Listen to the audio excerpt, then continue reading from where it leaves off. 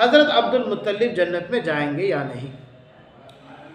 बड़ा अच्छा सवाल है और हो सकता है कि आपको भी कोई ये सवाल कर दे, आपसे भी पूछे कि क्या हज़रत अब्दुल मुत्तलिब जन्नत में जाएंगे, इसी तरीके से हमारे नबी हुजूर सल्लल्लाहु अलैहि वसल्लम के वालिदैन जन्नत में जाएंगे या नहीं, ये सवाल आपसे भी हो सकता है।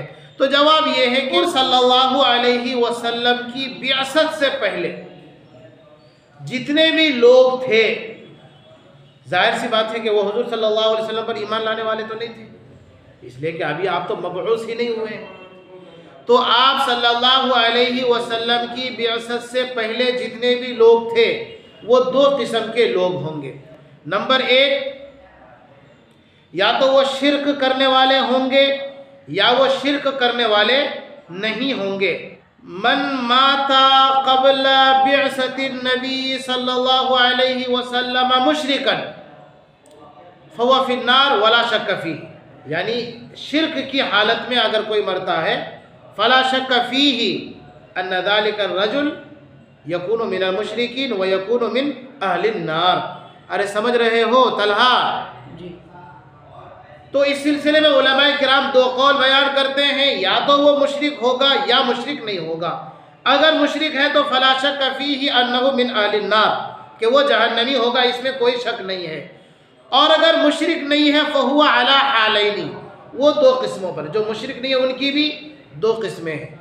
नंबर एक, या तो वो अपनी अक्ल से एक अल्लाह पर ईमान रखते हो और गुनाह का काम ना करते हो, तो फिर इंशाअल्लाह वो भी नाजी है। समझ रहे, वो भी नाजी हैं, यानी जन्नती हैं। दूसरी किस्म ये है, मुशरिक तो नहीं थे, अलबत्ता नेक भी नहीं थे, और वो अपनी समझ बूझ और अपनी अक्ल से खालिक मालिक को पहचानने की कोशिश भी नहीं करते थे और गुनाहों से बचते भी नहीं थे। ऐसों के बारे में उलमाए मुहक्किकीन फरमाते हैं कि वो जन्नती भी हो सकता है और जहन्नमी भी हो सकता है। तो यहाँ पर दो कौल हो जाएंगे। किन लोगों के बारे में? उन लोगों के बारे में जो मुशरिक तो नहीं थे। ये कौन लोग? जो हुजूर सल्लल्लाहु अलैहि वसल्लम की बिअसत से पहले मर जाए और वो शिर्क ना किए हुए हो, उनमें भी वो नेक काम ना किए हुए हो, तो दो सूरतें हैं उनकी।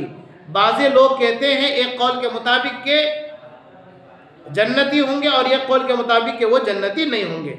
और जो लोग बिअसत से पहले अपनी मर चुके हैं और अपनी अकल से और अपनी समझ बूझ से एक पैदा करने वाले को वो पहचानते थे और गुनाह का काम नहीं करते थे, गफलत की ज़िंदगी नहीं गुजारते थे, तो इंशाअल्लाह वो जन्नती होंगे। ये उसूल समझ गए ना आप लोग? तलहा समझे कि नहीं समझे ये उसूल? जब ये उसूल समझ गए तो अब आइए उस मसले पर कि हज़रत अब्दुल मुत्तलिब, तो इनके बारे में हम ये उम्मीद करते हैं कि आप मुशरिक तो बहरहाल नहीं थे, शिर्क करने वाले आप बहरहाल नहीं थे, बल्कि आप खादिमे काबा थे, है ना? तो इसका मतलब ये हुआ कि आप गफलत की ज़िंदगी गुजारने वाले नहीं थे, गुनाह की ज़िंदगी गुजारने वाले नहीं थे। तो इस एतबार से अब हज़रत अब्दुल मुत्तलिब के बारे में ये कहा जाएगा कि इंशाअल्लाह आप जन्नती होंगे। अब जो मैंने आपको बताया ना कि ये इंशाअल्लाह जन्नती होंगे, इतनी तफसील के बाद एकदम में डायरेक्ट जन्नती बोलने से सामने वाले को समझ में नहीं आएगा। अब आपको समझ में आ रहा होगा कि जन्नती होंगे तो किस सूरत हाल में। अच्छा, सही बात यही है, इस सिलसिले में हम मुसलमानों को तवक्कुफ करना चाहिए, सुकूत इख्तियार करना चाहिए। क्यों भाई? इसलिए कि ये वो सवाल नहीं है कि जिसके जानने या ना जानने पर हमारे लिए जन्नत या जहन्नम का फैसला मौकूफ़ रहेगा, नहीं, ये वो सवाल नहीं है। और बेहतर सुकूत इख्तियार करना इसलिए भी है, हो सकता है कि हमारी ज़ुबान, हमारा कलम कहीं फिसल ना जाए और नबी के ख़ानदान के बारे में बेअदबी के जुमले ना निकल जाए। तो इसलिए इस सिलसिले में सुकूत ही बेहतर है, यही बेहतर और राजे मसलक और कौल है कि आप सुकूत इख्तियार करें।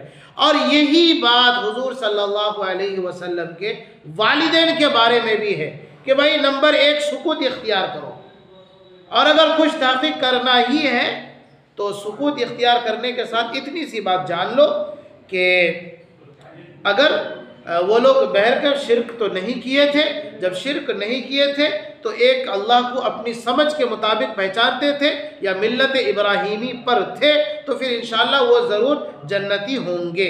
ये हमारे नबी सल्लल्लाहु अलैहि वसल्लम के वालिदैन और आबाओ अजदाद के बारे में हमारा ये ख्याल है और हमारा ये ईमान है उनके बारे में। और ज़्यादा राज कौल सुकूत इख्तियार करना है।